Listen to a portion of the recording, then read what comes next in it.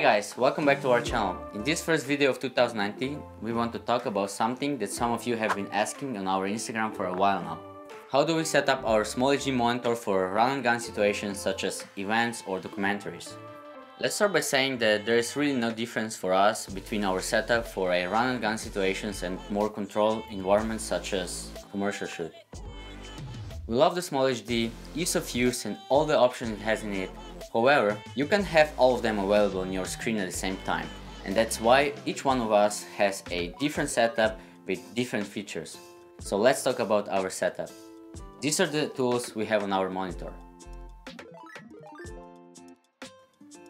We all love bokeh and we love to shoot at big apertures, sometimes wide open.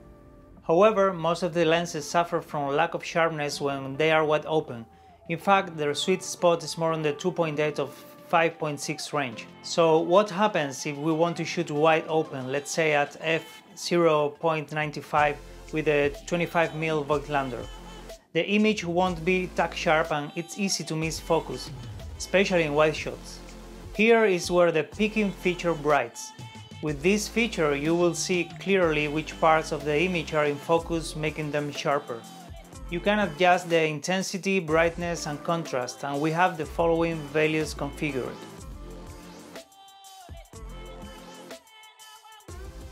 This is one of the most helpful features of the SmallHD monitors. In these digital days there is a lot of controversy about the use of a light meter versus another devices such as a waveform or false color. But for us they are complementary tools and it's a good thing training your eye with a light meter since it will give you freedom and speed when scouting locations or establishing contrast ratios even by eye. In a documentary shooting, for example, a light meter will tell you if the available light will be enough to shoot or if you will have to add your own lights. In a commercial shoot, you will be able to move away from your camera to judge your lighting and tweak things on the fly.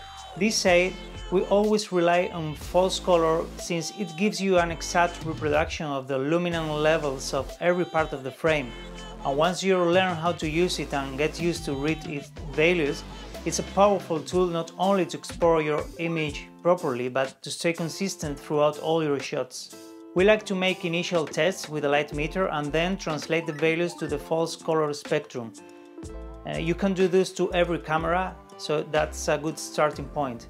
From that, you can rely completely on it.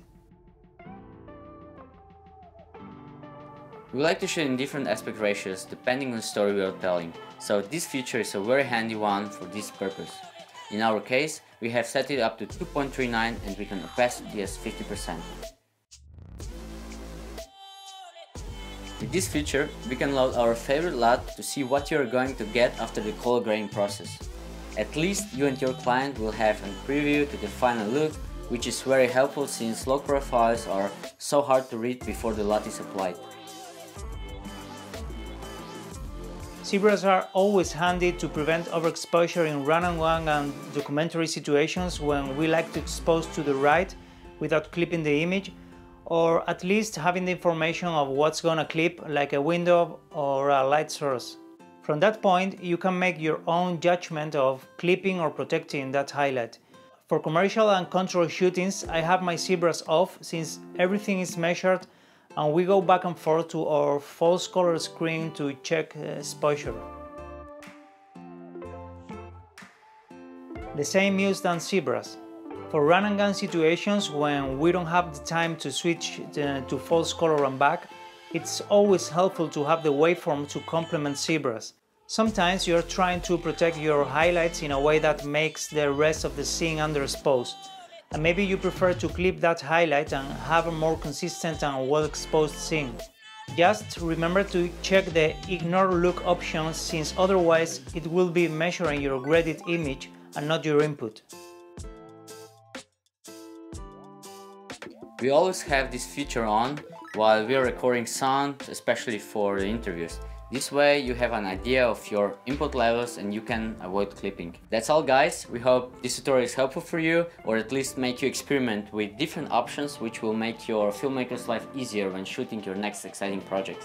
Thanks for watching guys, give us a like if you liked the video Comment below if you have any questions, subscribe to our YouTube channel if you haven't already, and I will see you next time. Cheers guys!